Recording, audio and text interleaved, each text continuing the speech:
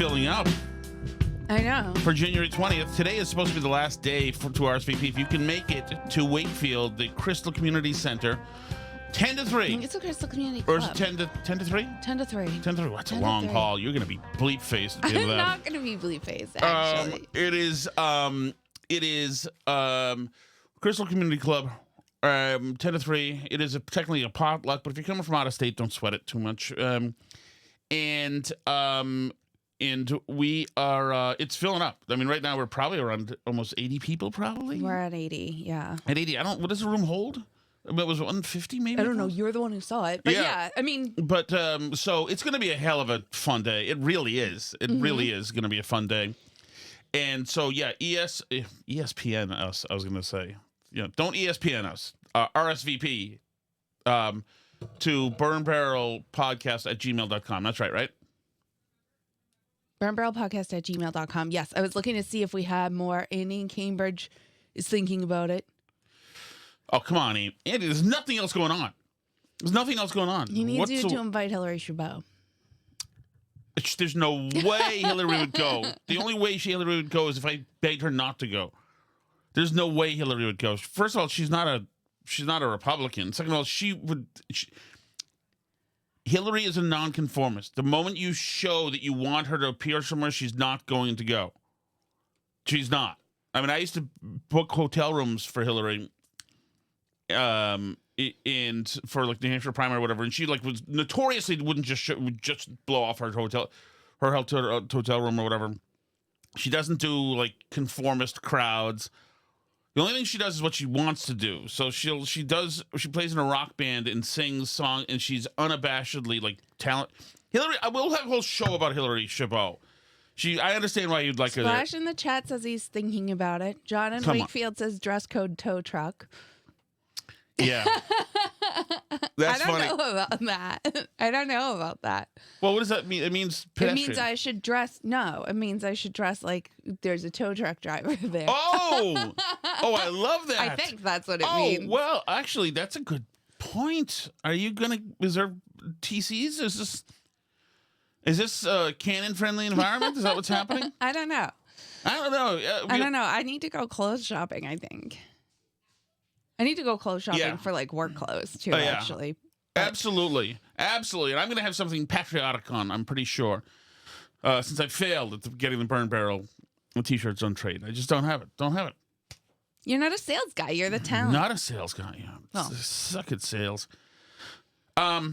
Okay. So,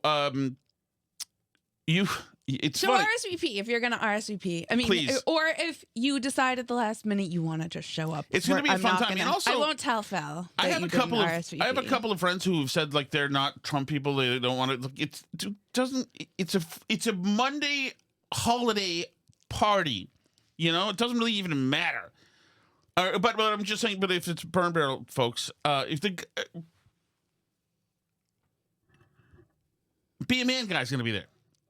Joey Voice is going to be there. Joey Noon's going to be there. Did I tell you that? Yes, you remember did. this. He's a great guy, Joey Voices. And then other people. Oh, you know who you should have invited? Freaking Andelman. You should invite him. Dave Andelman. I'll send him something. Yeah, all the Andelmans. I think Eddie's in Florida. So, Mark thinks we can fit more than 150, so. Yeah, probably. And I have a little amp that I'm going to bring, and I don't know if that'll do anything, but just in case, because I assume that the TV speakers aren't going to be very loud or whatever.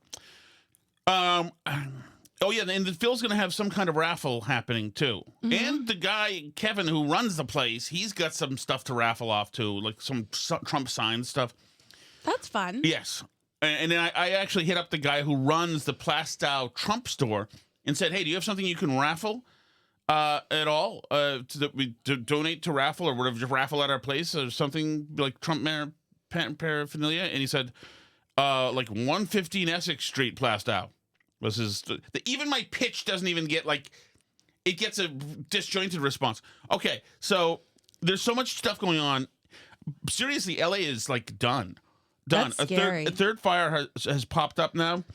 And this thing is amazing. The stats on this fire, it is gone to nearly 29,000 acres now burned to ashes in Los Angeles.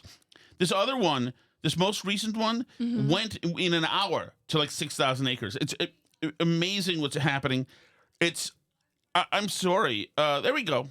Boston mom is coming. She RSVP'd. She's bringing the kids. That's great. How many kids? Oh, yeah. Well, I don't want to ask her how many. She said, that's awesome. I will bring them. Okay. I guess we could find out how many. She's probably got it in her social media somewhere. Well, I'll just say plus kids on my spreadsheet. Okay. So then we're over 80 for sure. Okay. So here's listen to this. Here's the CBS hit from out in the fire. And Rob Marciano is with us now. Rob, weather is enough to win or lose wars, so it makes sense that it could win or lose a fight against a fire. And this map looks like a war map, doesn't it? This is the footprint of the fire now on almost 20,000 acres, and the red around it, that's the perimeter. Any black there is containment. There's zero black right now. Wow. So that's what we're up against. Zero and my black. new friend, Rich, tells me that the winds are going to get higher tonight. So that's what we have in store. Critical fire danger. We have red flag warnings that remain up and super dry conditions with winds that will increase. We're already starting to feel them a little bit now, but they'll come up another 10, 20, 30 miles an hour overnight. The next 12 hours, I believe. Ventura, Simi Valley, Malibu, Los Angeles, Fontana, San Clemente. It's like That's crazy. All these places. And the winds are going to go nuts. And this is the newest, the West Hills fire just sparked up. That's another one. I mean, there may even be more than 3 now. Fire burning in the West Hills area. Officials are calling this one the Kenneth Fire. Evacuations have just been ordered now, and specifically it's for Van Owen south to Burbank Boulevard and from County Lane Road east to East Valley Circle Drive. Eliana Moreno is a news chopper 4. Eliana, this one has exploded in the last few minutes. It has, Kathy. We first spotted it when we were over Altadena looking at the Eaton fire, and then we looked towards the Palisades fire and realized that there was a second plume to the west of the Palisades fire. So we made our way over here, and by the time we arrived, the fire was already at 20 acres. It has since grown significantly with the potential for 1,000 acres here in the West Hills area, touching on Agora Hills as well, and possibly Calabasas as well. It's difficult to tell with all of the smoke just how far this fire has extended, but we're north of the 101 freeway. They can't contain this stuff. So I don't understand, like, how in America in 2025 do we not know how to put out fires? Well, Joe Biden, in like heavily residential areas. Right. Well, among other things, the power grid went out, which killed the pumping stations. They put the power grid out because the wind was blowing and they didn't want more fires. So they got rid of the things that fills the hydrants. There are so many F-ups here. It is so incredible. And you've got these people at the top who are highly unqualified. These people are just absolute morons. There are no answers. Los Angeles will never be the same. You can visit San Francisco and see part of the old city of San Francisco. Essentially, it was built on. The old city was essentially built on. It's the same thing in Seattle. The old city was built on. And you can tour the parts of the underground city. Los Angeles is going to be a permanently changed place from what we know. That's unbelievable. Yeah. This is amazing. There's all these revelations are coming out. Karen Bass cut $17 million from the fire. Joe Biden let Kamala Harris talk today because she's from Southern California. It's so the thing that makes this a tragic comedy. But why do all these people seem surprised that this is their responsibility? Did they not know that part of running, we'll get to that. running I've the got so government much is stuff. Running the government? Did they not know when they went to get elected? I mean, I think that stuff about Kamala Harris all the time because she always seems freaking shocked that people expect her to know anything about the border or international relations or the economy you just sit back, young lady. I have a lot to present to you. This is Joe Biden in the cabinet room today. And he is passing it to Kamala Harris because she's from Southern California, or from California. So she's the expert. So he's going to pass it to her. Listen to how he does it. Madam Vice President, I know you're directly affected, so you fire away. No pun intended. Indeed. No pun intended. Thank you, Mr. President. Fire away. And also for the work that everyone around this table has been doing with the appropriate sense of urgency, because this is an urgent matter. What we have seen in California, and in particular in Southern California, is apocalyptic in terms of the nature of it and the unprecedented nature of it as well. She's now out of words. So this is the normal Kamala. She's not doing any more we've studying for had this one. Apocalyptic urgency. And she's starting to nod a lot already. And what we are seeing is a situation that is extremely dynamic. It is very much in play. And to It's in some play? degree, unpredictable. Are they clear-eyed? I hope they're clear-eyed about it. She goes on and on about that. Meanwhile, this Eaton fire is just is the other one. This is the number 2 fire. It's about to wax Mount Wilson, which is going to be catastrophic for everybody. Just when you think you've seen it all, we continue to see more devastation, more destruction. This is really dangerous. We're seeing, again, the flames at the bottom of your screen. It's tough to make out, a little obscured by a lot of that dark smoke, but they are licking, definitely, at a lot of these repeater towers. And this is very dangerous in terms of safety and emergency safety. It's full of communications towers. Not only all local TV and cable and all that stuff, but all radio. Right. Throughout much of Southern California. These are repeater towers. So these are towers that not only news stations, radio stations use here in Southern California, but emergency events. This is very important. The way the police, the fire, this is the way that they communicate as well. And that's why you've been seeing some of our live shots. They've been going in and out. And this was a couple of hours ago. As far as I know, this thing is just like gone now. It's like just absolutely gone. Now, we've also had the assistant Los Angeles Fire Department assistant chief. A new promotional film has come out that features her.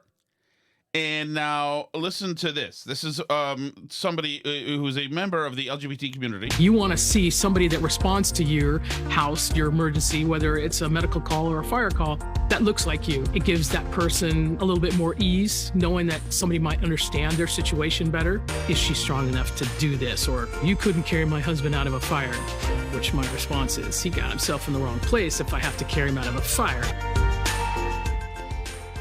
Like a weird jab by this kind of freakish person who this whole thing, the victims want to see themselves. The victims don't want to freaking be. They just want to be out of the fire. Oh, it's so incredible. Oh, if you, I guess you got yourself in a bad place if you want to be taken out of the fire. Yep, shouldn't have gotten himself in a bad place. Yep, it's amazing. Shouldn't have gotten These yourself DEI on hires, fire. It's not just the DEI hires. Everybody involved. Joe Biden, who's not a DEI hire, he's a moron. His mind is blown. Kamala Harris, who may be a DEI hire, she is actually. They bragged about it. Blown. Everybody involved in LA's fire department, the leadership, these ladies, insane. The mayor, nuts. These are all, but also the governor, Gavin Newsom, absolutely nuts. This is an incredible video. You guys will have to take my word for it. This shows Newsom around one of the fires with his van there, about to get into his van, when a woman runs over to him and implores him, wants him to speak. Now, he tells her he's on the phone as we speak with Joe Biden. You will find out immediately that he is lying. The whole thing's on camera. Governor, you got a second? Governor, I live here, Governor. That was my daughter's school, Governor. Please tell me what you're going to do. I'm not going to hurt him, I promise. I'm literally talking to the president right now to specifically answer the question of what we can do for you and your daughter. Literally talking to the president right now to answer the question for what we can do for you and your daughter. Well, she thinks that's a great opportunity. Now, to specifically answer the question of what we can do for you and your daughter. Can I hear it? Can I hear your call? Because I don't believe it. I'm sorry. There's literally, I've tried 5 times. That's why I'm walking around to make the call. Why is the president not taking your call? Because it's not going through. So Why? I have to get cell service. So I'm literally talking to the president right now. Mostly he's not talking to the president at all. I'm dialing. Right. What an a-hole. Yeah. What to talk about an a-hole. When I say literally, what I meant was... It's not at all. Literally, not literally. Exactly. But he's found this lady who might be a little bit nuts, but Phil, she pins him. So let's get it. Let's get it. I want to be here when you call the president. I appreciate it. Oh, sometimes some lies. I appreciate that. She's not asking for you to appreciate it. No, she wants the call you're lying about to be a real thing. I'm doing that right now, and it's to immediately get reimbursements, individual assistance, and to help you. I'm devastated for you. I'm so sorry. He sees this camera. There's a camera right there or somebody's phone I think it's actually a camera because somebody has a microphone, so it's a news camera. They've got his ass busted. Especially for your daughter. I have 4 kids. Losing the school. Everyone who went to school there, they lost their homes. They lost 2 homes because they were living in one and building another. Governor, please tell me, what are you going to do with the president right now? We're getting the resources to help rebuild. Why was there no water in the hydrants, Governor? That's all literally. Is it going to be different next time? It has to be. Has to be. Of course. What are you going to do? I'm doing To fill the hydrants. I would fill them up personally, you know that. I literally have. I would fill up the hydrants myself. I understand. But would you do that? He's now grabbing the door handle. But you're not. I see the. Do you know there's water dripping over there, Governor? There's water coming out there. You can use it. I appreciate it. I'm going to make the call to address everything I can right now, including making sure people I'd are like safe. to make sure you do. Can I have an opportunity to at least tell people you're doing what you're saying you're doing?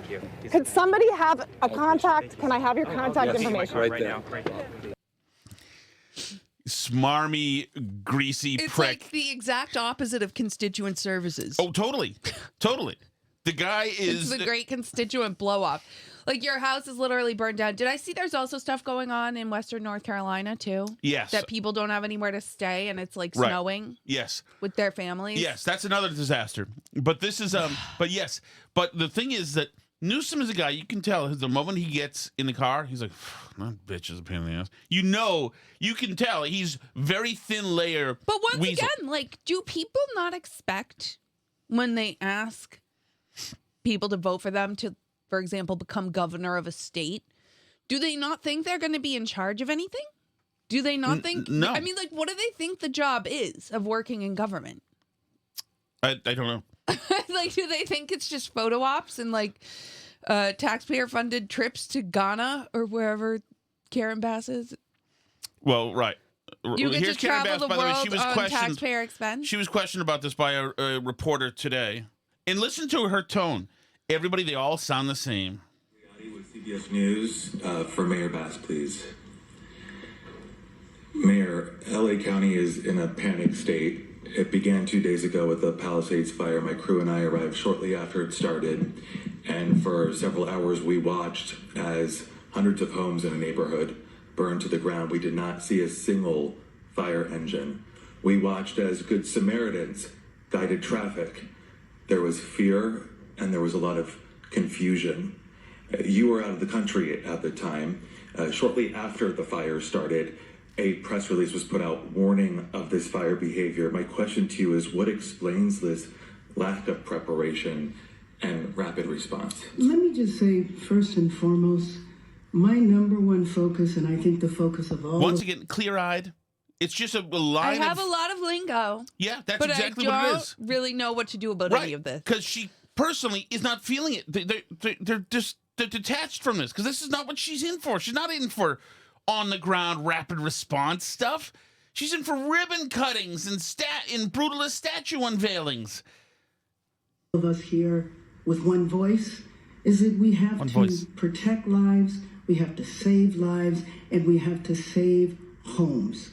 Rest assured that when rest assured, let me finish. Rest assured, when that is done, when we are safe, when lives have been saved and homes have been saved, we will absolutely do an evaluation to look at what worked, what didn't work, and to correct or to hold accountable any body, department, individual, etc. But my focus right now is on the lives and on the homes. Do you think your leadership was effective while responding to this disaster? I just said what I believe is the most important thing for us to do right now, and that is going to continue to be my focus. Thank you. I mean, I think anybody would know that the thing you're supposed to do when there's a fire is try to save lives.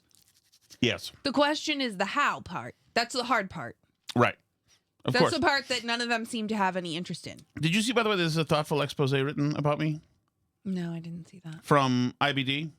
No. I know, IBT, International Business Times. Are you familiar with this publication? No. Actor Steve Guttenberg volunteers amid raging Pacific... But not to make this tragedy about me. Actually, the raging fire spurred. Please think. Steve Gutenberg. The raging fire spurred. Gutenberg told KTLA he was worried. Gutenberg also shared his frustration about friends who cannot evacuate due to the traffic on Palisades Drive. Many users on X commended Gutenberg's bravery and altruism. Bravo, praised Tom Shattuck in a post that received 1.5 thousand likes and 240 shares. My goodness. You see? This is my star turn. Finally. The total destruction of Los Angeles has made me the star I did. 1.5 thousand likes? Which is a lot of likes. There's not too many more Twitter users than that. Wow. I'll tell you that. So that brings me to Adam Carolla. So I have bleeped this because it's kind of, it's got a whole bunch of expletives in it. But Carolla had to move out of his house like everybody else because it's getting burned to the ground.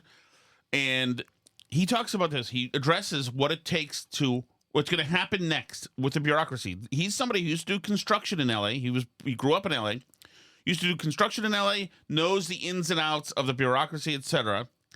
And this, I think, monologue is a brilliant monologue by Carolla. The guys who lost their $20 million homes on the ocean side of PCH will be knee-deep in the permit process. They will be trying to pull permits when the guys in the Winnebagos will have been back for months. The guys in the Winnebagos we've talked about already. These are essentially half homeless people in Winnebagos, vans, cars, whatever, who are living on PCH overlooking the ocean, and they're semi-homeless, so nobody's rousting them. And they all drove their Winnebagos away during the fire, and they will be back, according to Adam Sandler. He's right. Months before those guys ever get a permit. As a matter of fact,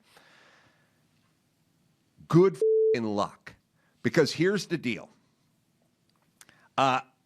Alan Hamill and Suzanne Summers moved because they could not get a permit to rebuild their home of 40 years on the ocean on PCH, right? So here's what's going to happen. Let me just give you guys a little primer of what's going to happen.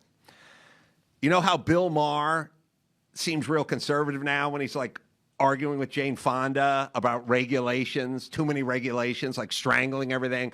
Because remember, when Bill Maher tried to put solar in his house in Beverly Hills, that's when he turned against the government, because he saw what the government and the overreach of government and overregulation does. He got strangled. It took him 3 years to build a solar shack. He had a whole countdown on his show, day 1,000 since I've got my permit for my solar. He turned.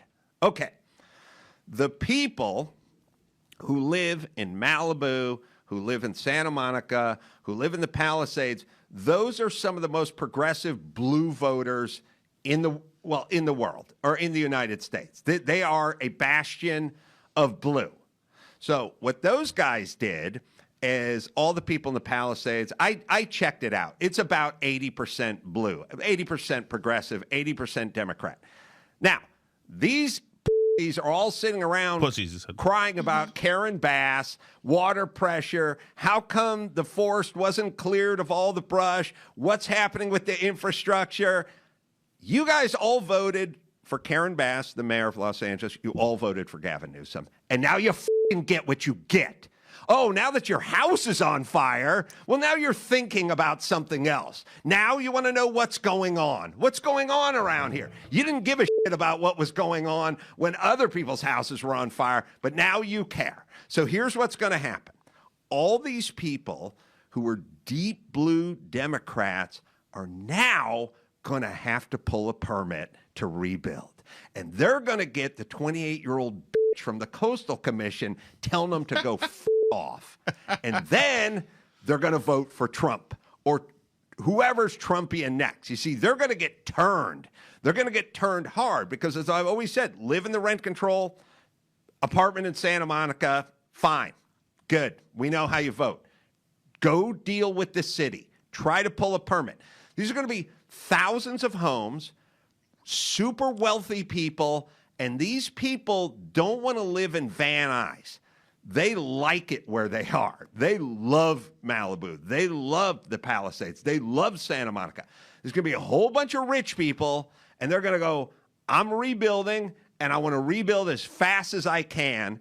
And between the part where they go in to the planning commission and plan check and initially and try to pull a permit to the time the first load of lumber, the first load of 2x4s is dropped off on their lot where their house formerly stood, it's going to be 3 years.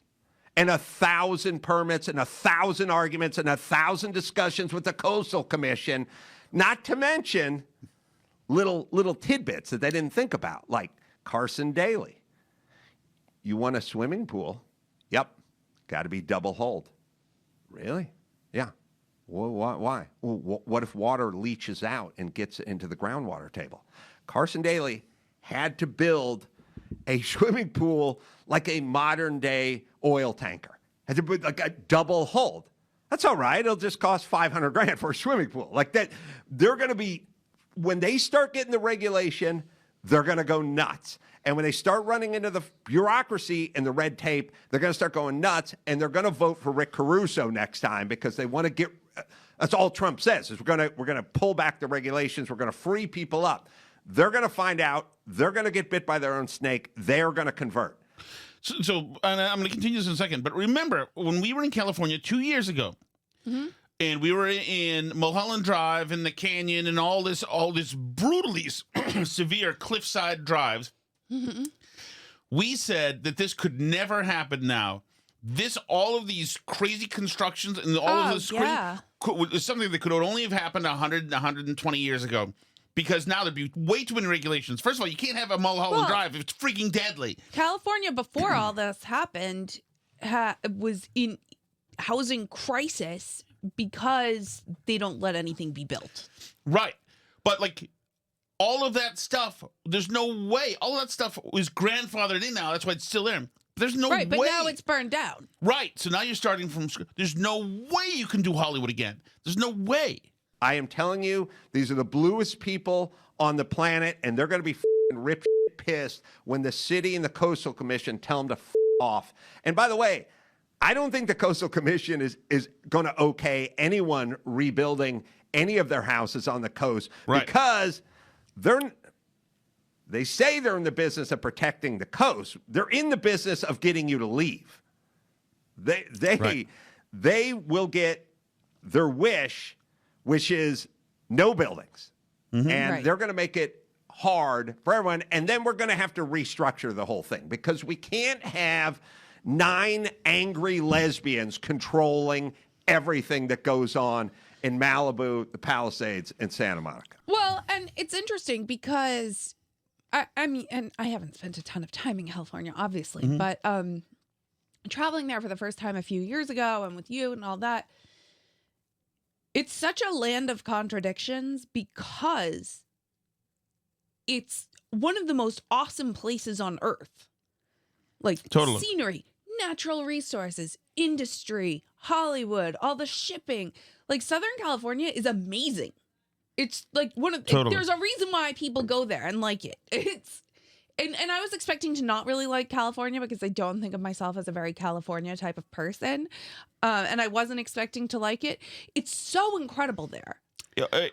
It's astounding. It's astounding. But what the government has done to that state, both like local and state governments, is so insane. They've made it unlivably expensive, impossible with like the traffic, the homelessness, like all the policy things that they have caused. And yeah, it's always been that if you have enough money, you can live with a lot because there's ways that money makes things easier. Oh, totally. Let you avoid the problems that the peons have to deal with. So you can enjoy the good stuff about California without having to worry about a lot of the other stuff. But yeah, it does sometimes impact you when there's a bigger problem. So, I mean, I hate to say it like there's some great plus side to this horrible disaster. And I certainly don't think like people have it coming, but I also think it's an opportunity for California to maybe reevaluate some policy choices. Maybe. I mean, it matters if it ever ends. We'll see. Yeah, I mean, if they are able to put out the fires eventually, then maybe. So the other thing that happened today was the Jimmy Carter memorial service, which it was fascinating. Fascinating, the clips that have come out of this.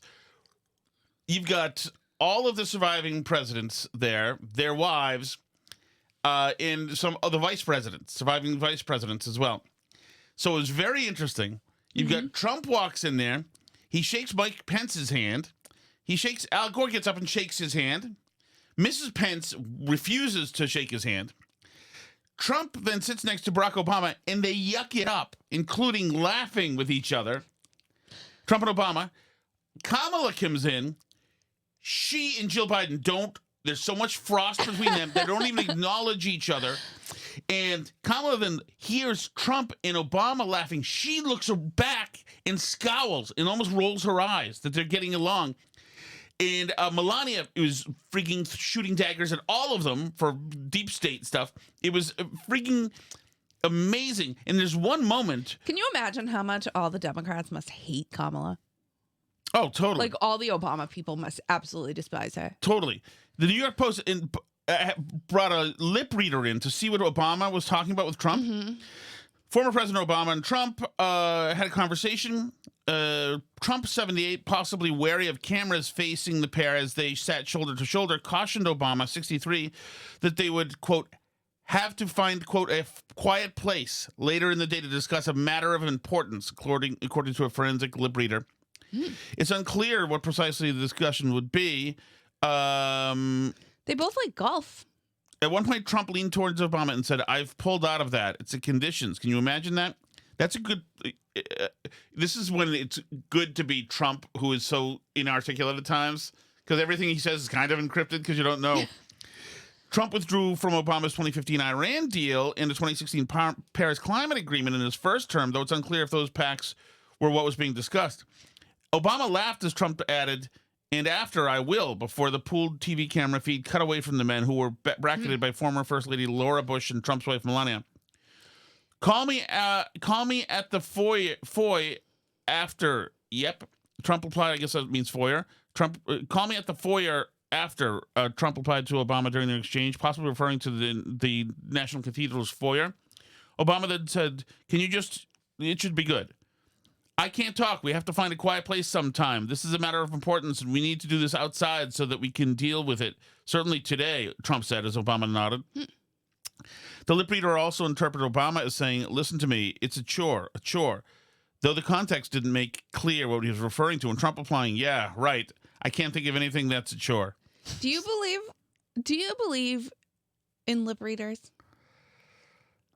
I think that there are I would believe that a psychotic, spurned ex-girlfriend would learn to read lips just to get info.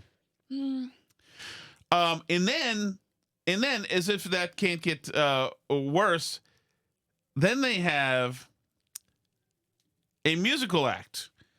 And the musical act at the ceremony for devout Christian Jimmy Carter is Garth Brooks and Trisha Yearwood.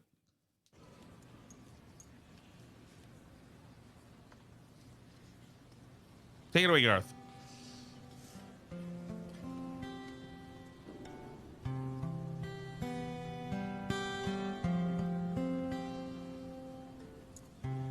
Imagine there's no heaven. An atheist anthem. Imagine there's no heaven, it starts with. Nobody thinks that maybe that's not the one we do. Nothing? Yeah, it's... But I don't think, I think people who don't, believe in God and heaven, don't notice that stuff, doesn't match. Right. They just think oh, this is a nice song about helping other people.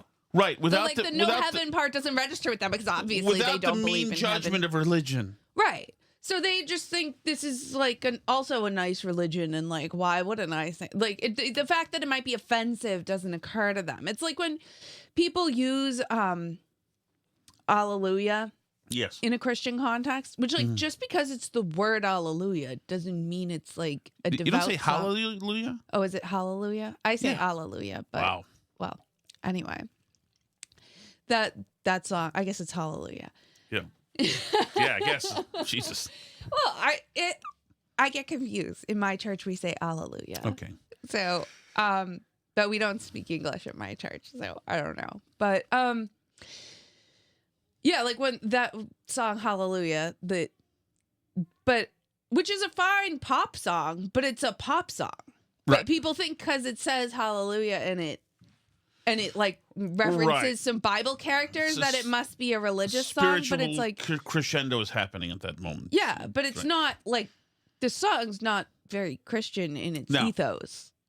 No, like it's silly. I mean, I understand why people do that, but like just because something has a religious reference in it or is like vaguely spiritual and like a nice song doesn't mean that it's a religious song. Right. Right. Also, ready for the chat? I am ready for the chat. Know that. Oh, sorry, Dr. Carl's to let you guys know. Just wanted to let you guys know that Carl's Sausage Kitchen in Peabody is closing. Saw that. Man, they had some good sausages there.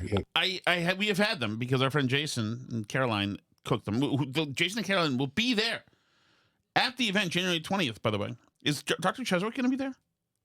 I think he said he couldn't make it. Oh, come on. Tim and Canton, let's go. And Danny and Billerica, let's go. What is this? Well, it's controversy. Danny and Billerica's wife isn't letting him go. Oh, Danny. That doesn't make any sense. Bring the kids. It's kid-friendly. It's like daycare. They'll play with other kids. No, but his wife doesn't want to go, and it's her day off, too, so... Oh, Danny. Come on. You know, I got my wife on the straight and narrow. I don't stop Tom from doing like anything, pretty much. It was quite a treat to get all the different types that they used to make. But unfortunately, they're just going to close. It's been 67 years they've been in business. Wow. And also, Kelly's roast beef has been purchased by some management group. I heard. This could be an all-you-can-eat message. Yeah, but these our institutions are just gone. Kelly's and, well, who knows what will happen to Kelly's roast beef. Although that one on Route 1, costs a pretty penny to eat there, man. Yeah. So who knows what's going to happen there. They're keeping certain locations open, like the Revere one, obviously, but the one in Saugus, I saw a list online. I didn't commit it to memory, but just two food-related things for you Gavones. Thank you. Hopefully I'll do a food podcast tomorrow with or without Alice. We'll see. But yeah, tough one. Name me one reason why Gavin Newsom and all the political leaders in California shouldn't be arrested and tossed in jail for what's going on in California right now. It is complete devastation. It is so sad to watch on TV. And it really makes, a lot of people angry because you have these residents, these voters, these taxpayers who are probably sent water and tax bills every month, every other month, with the full expectation that paying these bills would result in services when needed. And now these unbelievably devastating fires are going on, and there's no water coming out of the hydrants to put these fires out. And as a result, these people have lost loved ones. And they're not insured. So it's just a loss. Yeah. They now own land. But that gets back to the point I was making about the politicians. The politicians think their job is to take tax money from people and live high off the hog on the tax dollars and travel to Ghana and be at ribbon cuttings and be important and go to French Laundry. And like, they don't think that they're always surprised when constituents show up wondering what they're getting for all the taxes that they're paying. Right. I'm on the phone with the president. their possessions, their homes, their pets. By the way, Newsom went to war with the insurance companies. So once again, you wanted him. Larry Elder ran against them. You had a chance. I mean, this is completely criminal. And usually when criminal acts happen, you throw people in jail. So why isn't Gavin Newsom and a lot of these people who run the state of California not thrown in jail today? I can't believe it. I mean, this is absolutely criminal. Well, I mean, if these were Trump people, you can believe that there would be investigations. They'd be hauled in front of Congress. There'd be all sorts of stuff. All of these people get federal subsidies. And yes, some people should be in jail. I might go so far as to say that what's happening in California right now is worse than January 6th. Well, no. Nothing was worse than January 6th. It was the worst day ever. Hi, Steve from Merrimack. Hey, Steve. I feel I should remind everyone that this incredibly incompetent, arrogant jerk of a mayor in Los Angeles, Karen Bass, was, I believe, a top 5 potential pick in the summer of 2020 to be Joe Biden's vice president.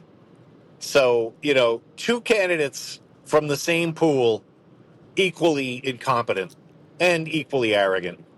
It's really disgusting. It's amazing. Let me see. Let me go to 35.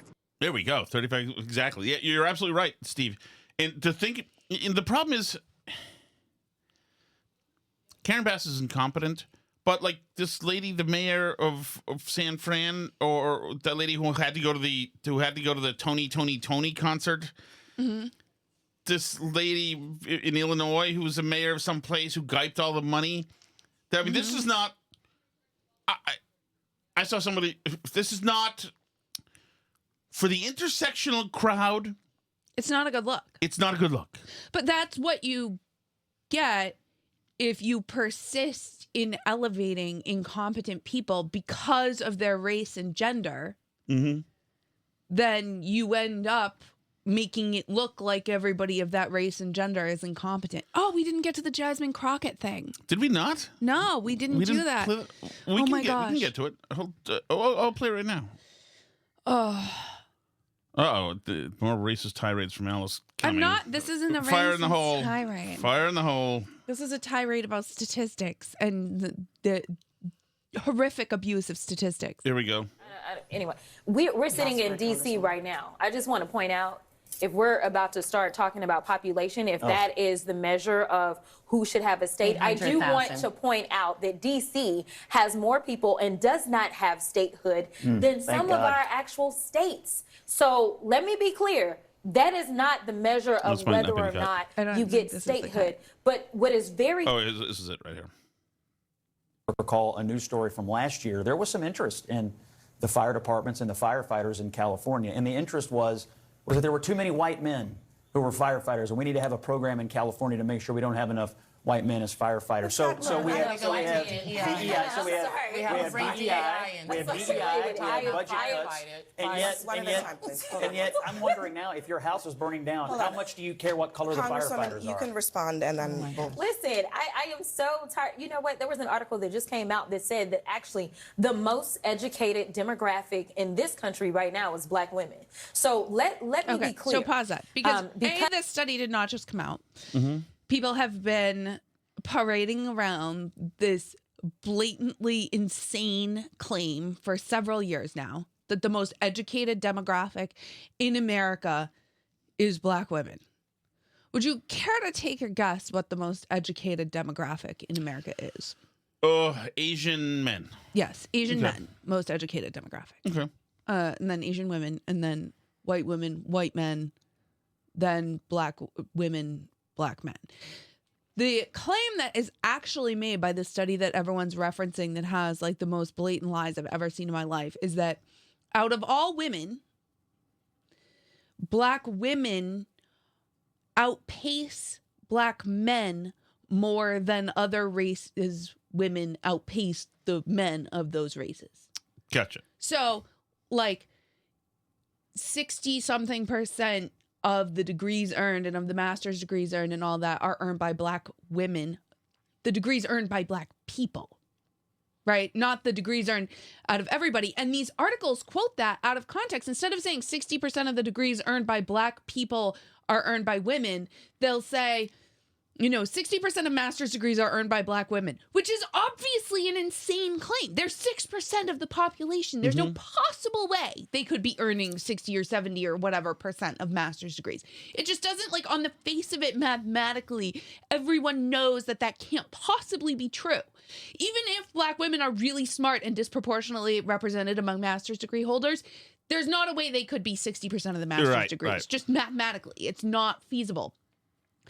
They underperform white men and white women in terms of degrees earned. If that's even your measure of anything that matters, because I don't even care if people have master's degrees or not. That's not a measure of anything. But the fact that everybody is either so statistically illiterate or so willing to just blatantly lie is so nuts to me. And it's not a claim that stands up to any kind of scrutiny. Anybody who sees that claim knows that there must be some funny business going on with the numbers, because everyone knows that Black women are not that heavily overrepresented in higher education. Right. Well, it's just not, like, people know it's not true. And you can say that's because of systemic racism or whatever it is. Like, that's fine. They're oppressed. That's why they're not. But they're not overrepresented among degree holders. They're only overrepresented compared to Black men among degree holders. And it's just such an insane thing to say. And the fact that people say it out loud immediately makes me think they're either an idiot or a liar. Well, and also I think that it shows there's an inadequacy and there's an insecurity. Well, right, or you wouldn't have to lie about it. Right. It's fine. Exactly. But that's the type of thing that, if we're going to talk about the fact that these DEI programs and stuff and talking about it this way, this makes Black women look bad. It makes Jasmine Crockett look bad. The fact that she goes on TV and says the most educated demographic in America is Black women. Well, it's also just weak ass, because it's either a condemnation of there's either two things happening here. She's then really impugning the education system. Right. If she's saying that. Right. Because nobody's believing that. I mean, nobody believes it. I mean, and I didn't invent. I'm not really interested in keeping score of who does what by race and whose race team is winning in the college degree competition. Like, it's not a topic that I find very interesting. Right. But the people that do find it very interesting and are obsessed with talking about which races are winning in the competition of which races are the best, the people that won't shut the F up about it all the time, just lie about it all the time and make absurd, insane claims constantly that then make them look bad and make me want to tear my hair out, because it's an insane thing to say. Right. And I also think that, I'm sorry, just in the same way, like the brand of the Obama bros, all degreed up, colleged, Ben Rhodes, the smartest of the smart, they've all got gigs now as, we're on boards of directors, but don't have to do anything, or on in academia as well. Overly educated white progressive men are not impressive either. Yeah, So don't tell me that I know that they're most educated. That's not good. It's a bad thing as far as I'm concerned. I am looking for a market basket cashier who does a good job for 6 years. I'll take that person rather than some dude who is a legacy graduate of Harvard. Right. I mean, like I say, I don't care what race earns the most degrees. It's not like a statistic that I find interesting. But when you go out here and say crazy things about what race earns the most degrees that are obviously not true when you take even cursory census data, then you make me think that you're trying to cause some sort of problem in the country. And that's what it comes down to. That's why this DEI stuff makes people mad. Well, yes. Is like the blatant lying and gaslighting and insanity. Oh, you must have done something to get yourself stuck in a fire if you need the firefighter to carry you out of it. Like, really? Totally. Like an arrogance, total. Like, do you not know what fire departments are there for? Like, It doesn't. I don't know. But I find the whole thing upsetting. Yes, I can tell. Racist. I'm not racist. Alice, you need to remember something. Homelessness is a lifestyle choice, and once you accept that, everything will be fine. There you go. Liberals in the news. They're unhoused, by the way, Dr. Chisholm. Unhoused people, right? Homeless. People experiencing unhousedness. Exactly. Hey guys, Paul on the card. Hey, Paul. Those LA fires are just complete. It's a complete tragedy. Yes. I don't even want to get into all the stuff that Trump has been proven right about because it's water over the dam. It doesn't help the matter now. It's very sad to see the complete and utter lack of capability because of this DEI crap. I mean, it's sad, almost unbelievable. And what's laughable about this, I don't even mean it in that regard, but I do, is that some of the wealthiest people in the country live in that area, and they don't necessarily need aid or anything like that, but they ain't got nothing coming. There's nothing coming from the government. No. These policies and what they support over the years is kind of very karma-esque, and I don't mean it in a negative way. It's funny how you vote, you get what you vote for, and all these DEI practices that have been supported over the last couple of years are destructive, and that's again, wealthy people don't necessarily need the same help that the people in Maui did, but just wait till they get that $700 check or nothing. It's really just complete. It's sad, very, very sad. Or to Adam Carolla's Sorry, I was point, long. Thanks. No, when they get screwed over, literally. Well, right, and I don't like to use the word karma because I'm not a decent person, but I still don't want to use that because if you grew up with the American cultural upbringing where you got your values from Friends, the TV show Friends, and from UC Berkeley or whatever, then how are you to know any different? This is what you were told. If you watch CNN, then you think, well, and I think that because people have grown up in 21st century America and they're here and all this stuff is built and going and the airplanes stay in the sky and the houses don't burn down and things seem to go on, like they assume that that's just the natural order of the world, that airplanes stay in the sky, right? And that it doesn't really matter who you hire to be the airplane engineer or the firefighter or the mayor or whatever. Like it could be anybody. It doesn't matter. You could just pick somebody out of the phone book and they could run Boeing and it won't make any difference because they didn't understand all the centuries of blood, sweat, and tears that went into making airplanes stay in the sky and houses not burn down and all the modern things that we take for granted, that there's highways and stuff that works and schools and all this stuff that came to be happened because people did it. That's not the natural order of the universe that firefighters show up and that hydrants work and everything else. That's right. No, we've burned through the competence capital that was built up generations ago. And I know the comparing to Rome thing is trite, and it's one reason I love that podcast, the Fall of Civilizations podcast that I've made you watch with me sometimes, because when Rome fell, people stopped knowing how to make concrete.